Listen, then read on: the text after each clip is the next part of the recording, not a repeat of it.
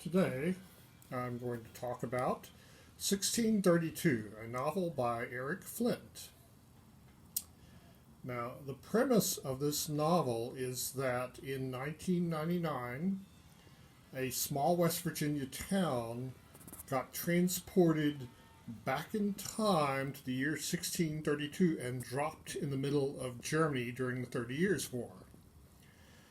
And this was a time when just really, really awful, horrible things were going on worldwide. There was nowhere in the world where you were safe, and Germany was one of the worst places. There was no such country as Germany then.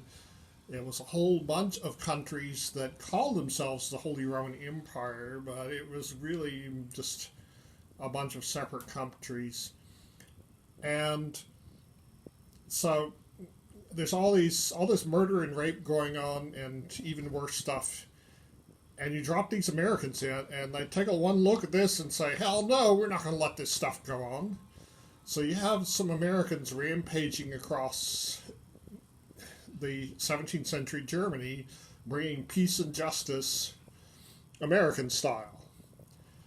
And so it was lots of great fun. And for those of you who play games that take place in the 17th century, like Lamentations of the Flame Princess, you might find this an interesting book for background information. I read it shortly before I first ran Better Than Any Man. And yeah, I was running it with some Croatian players, and in this book, the Croat cavalry does show up, and they're the villains who fight against who are rescue. They threaten the town, and the Swedish cavalry rescues the town from the Croatian cavalry.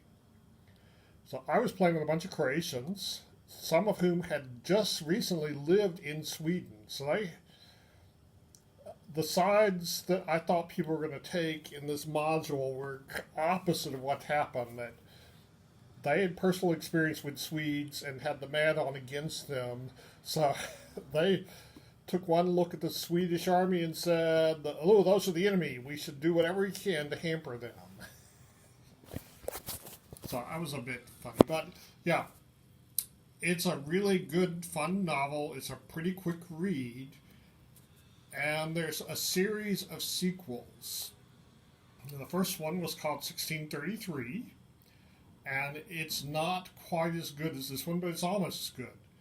But after that, he created all these great characters for this book, and he broke them up for later books and spread them out, so each book would have only a few of the interesting characters that had been in this book.